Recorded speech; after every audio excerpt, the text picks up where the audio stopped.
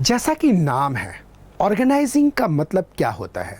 Organising का मतलब होता है कि संगठित होना, ऑर्गेनाइज होना, सिस्टमेटिक होना, एक धारा में बहना, एक दिशा में बहना। यानी हमारे जितने भी रिसोर्सेज हैं, चाहे वो मैन हो, चाहे वो मनी हो, चाहे वो मशीन हो, चाहे वो मटेरियल हो, इन सभी को ऑर्गेनाइज करना, इकट्ठा करना एंड गोल अचीव करने के डायरेक्शन में डायरेक्ट करना, this is called organising, right? Bhagavad Gita में श्री कृष्ण ने महाभारत की वॉर के पहले पांडवों को कहा था कि तुम ऑर्गेनाइज करो अपने सारे रिसोर्सेस को, अपने स्किल को, और जितने भी तुमने रिसोर्स पैदा किए हैं कई जगह, उन सबको इकट्ठा करो। That's called organising. तब भी उसी समय भीम को घटोत्कच की याद आई थी कि वॉर में बहुत बड़ा ये रिसोर्स हो सकता है, इसको ऑर्गेनाइज करना चाहिए। तो ऑर्गेनाइजिंग का मतलब होता है इकट्ठा करना, एकत्रित करना, सिस्टमेटिक रखना, ताकि बिजनेस के ऑब्जेक्टिव को अचीव करने में यूज किया जा सके। समझ में आई बात? तो ऑर्गेनाइजिंग एक प्रोसेस है इन सारे रिसोर्स को इकट्ठा करने का, ताकि यूज किया जा सके। समझ में आई? सो ध्यान रखिएगा, आपका मॉड्यूल क्या कहता है, देखिए।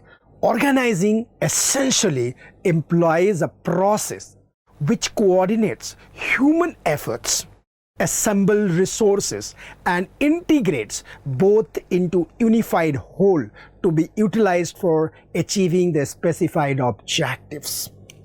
ये पैराग्राफ ऑलरेडी यहां पे आ गया। मैंने महाभारत की बात कही, मैंने इकट्ठा करने की बात कही, रिसोर्स को साथ लाने की बात कही, वही बात यहां पे भी लिखा हुआ है। एक बार फिर से देखिए ये वर्ड क्या कह रहा है। ऑर्गेनाइजिंग एसेंशियली मतलब कि खास करके इम्प्लॉइज अ प्रोसेस, ये तरीका है, प्रक्रिया है, विच कोऑर्डिनेट्स ह्यूमन एफर्ट्स यानी जितने भी मैन पावर हैं उन सभी को इकट्ठा करना। असेंबल रिसोर्सेस, जितने भी अदर रिसोर्सेस हैं, चाहे वो मनी हो, मशीन हो, चाहे मटेरियल हो, उनको इंटीग्रेट करना। assembles resources and integrates both into unified whole, एक बना देना, to be utilized for achieving a specified objectives। ये डेफिनेशन है। समझ आई बात? तो इस डेफिनेशन को हम यहां रखते हैं, आगे ध्यान रखिएगा। एक बार और फिर से आपको बता देता हूं कि आप नॉर्मल लैंग्वेज में क्या लिखेंगे। Organising can be defined as a process that initiates implementation of the plan by clarifying jobs and working relationship and effectively deploying resources for attainment of identified and desired result, that is goal। बात वही कही गई है जो मैंने महाभारत की लड़ाई से शुरू करी, जब भगवान श्री कृष्ण ने सारे पांडवों को कहा कि तुम्हारे पास जितने भी ह्यूमन एफर्ट हैं, जितने भी रिसोर्सेज हैं, जितने भी स्किल्स हैं, उनको ऑर्गेनाइज करो, इकट्ठा करो, ताकि गोल यानी वॉर में हम यूज कर सकें और जीत सकें। उसी प्रकार से बिजनेस की दुनिया में जो बिजनेस का गोल है, जो बिजनेस का ऑब्जेक्टिव है, एक वॉर लेवल का है और अपन लोगों को उसको जीतना है। तो कंपनी के जो सीईओ हैं, जो कंपनी के सीएमडी हैं, उनको ऑर्गेनाइजिंग चैप्टर में ये सीखना है कि अपने सारे स्किल को, सारे रिसोर्सेज को हम किस तरह से ऑर्गेनाइज कर सकें। बात समझ में आ गई? सो ध्यान रखना। Once the plan have been laid down and objective specified therein, the next step to organize resources in a manner which leads to accomplishment of objective। ये वही बातें कही जा रही हैं जो आपको बार बार मैं कह रहा हूं कि जब एक बार प्लान बन गया, ऑब्जेक्टिव सेट हो गया, तो जितने भी रिसोर्सेज हैं उन तमाम रिसोर्सेज को अपन लोगों को इकट्ठा करना पड़ेगा ताकि हम वॉर को जीत सकें। एक बात अच्छी तरह से समझना, ऑर्गेनाइजिंग पावर क्या होता है, मैं आपको केस स्टडीज ले रहा हूं। मैं इन व्यक्ति का बहुत बड़ा फैन हूं। इनका नाम है कुमार मंगलम बिरला। कुमार मंगलम बिरला जब इनके पिताजी आदित्य बिरला जी गुजर गए, ये केस स्टडीज़ मैंने कई बार लिया है और आपको ये शायद इससे अवगत होंगे, चीज़ें पता होंगी, तो नेचुरली ये ज़्यादा समझ में आएगा। कुमार मंगलम बिरला की एक फैब्रिक की कंपनी जिसका रजिस्टर्ड ऑफिस कलकत्ता में था, और वह ऑफिस यानी कि वह फैब्रिक की कंपनी उनको ईयरली 40 करोड़ रुपया दिया करता था। 40 crore, I am talking about the late 90s। जब इन्होंने आदित्य बिरला ग्रुप का कमान संभाला, जब बिजनेस का कमान संभाला इन्होंने, when he got the rain in hand, जब उनका लगाम उनको मिला, तो देखिए क्या कहा इन्होंने एक छोटी सी बात कही कि सिर्फ 40 करोड़ रुपया के लिए मुझे कलकत्ता जाना पड़ेगा एक दिन, सिर्फ एक दिन।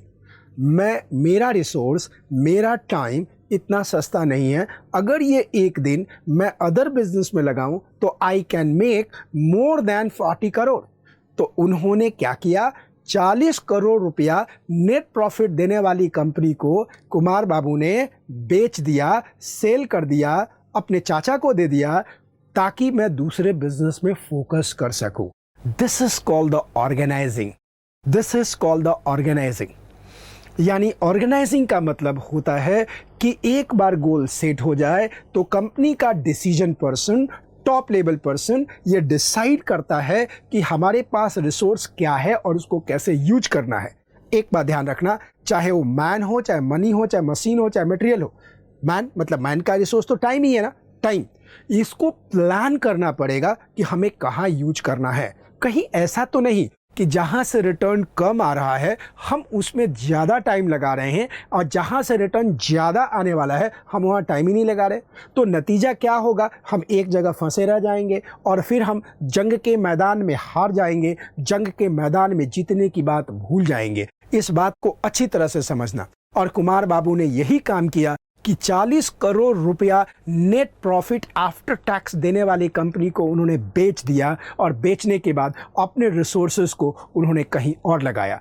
रिसोर्स हमेशा लिमिटेड होता है, रिसोर्सेज हमेशा स्कैर्ड होता है, स्कैरसिटी ऑफ रिसोर्स होता है। तो हम ऑर्गेनाइजिंग करेंगे तो हमें यह पता चलेगा कि अपन लोगों के पास रिसोर्स कितना है, उसकी नीड कितनी है, उसकी कंजम्पशन कितनी है, शॉर्टेज कितनी है या सरप्लस कितनी है, और इस तरह से प्लानिंग करी जा सकती है। कुमार बाबू ने ऑर्गेनाइजिंग स्किल में यही चीज़ किया। कुमार बाबू की एक दूसरी कंपनी इंडोनेशिया जकार्ता में है जो यार्न बनाती है, यार्न। तो by virtue of my training programs, I was in Jakarta and I asked the CEO of that unit कि कुमार बाबू यहाँ पे कितनी बार आए हैं। And the CEO looked at me and said, Mr. Rathore, Kumar बाबू एक बार भी नहीं आए, यानी कि कंपनी खोलने के बाद भी नहीं आए। जब आज आप वर्चुअल की बातें करते हो, he used to do virtual meeting, that teleprompter meeting and TP meeting long back, late 90s. Just think about this, what technologically they are developed. वो नहीं गए, चूंकि कुमार बाबू को लगता है कि वहां जाके भी मैं क्या करूंगा जब मैं फोन पे ये काम कर सकता हूं, मैं वर्चुअल काम कर सकता हूं। देखिएगा, मैं हमेशा कम कहता हूं, आप में से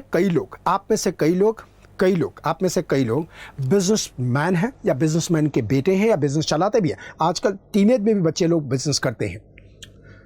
वह बिजनेस कभी ग्रोथ नहीं होगा जहां 10 बजे लाला यानी कंपनी का मालिक जाके बैठ जाता है और 7 बजे तक बैठा रहता है सबके सर के ऊपर। बिल्कुल बिजनेस ग्रोथ नहीं होगा, बिल्कुल ग्रोथ नहीं होगा, क्योंकि आप जब वहीं पे जाके बैठोगे, सारा काम खुद करोगे और सबके सर पे बैठे रहोगे, तो बिजनेस का क्या ग्रोथ होगा।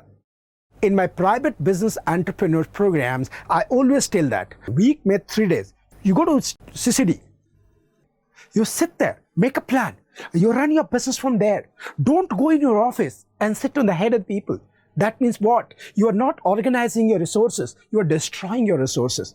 You can organize your resources by being in CCD in a better way rather than by being in your office. You have to be like this. अगर आपकी ज़रूरत नहीं है, लोग कहते नहीं बाबा, अगर अपन ऑफिस नहीं जाएगा तो रिसोर्स को कौन ऑर्गेनाइज करेगा। बिल्कुल नहीं, आप एक बार करके देखो, 100% आप ऑर्गेनाइज कर पाओगे। Learn from this man Kumar Mangalam Birla. That's a point. See, organising एक बहुत बड़ी स्किल है। आपको यानी सबको ये आइडेंटिफाई करना पड़ता है कि किस रिसोर्स की ताकत क्या है। तो this is called the organising skill.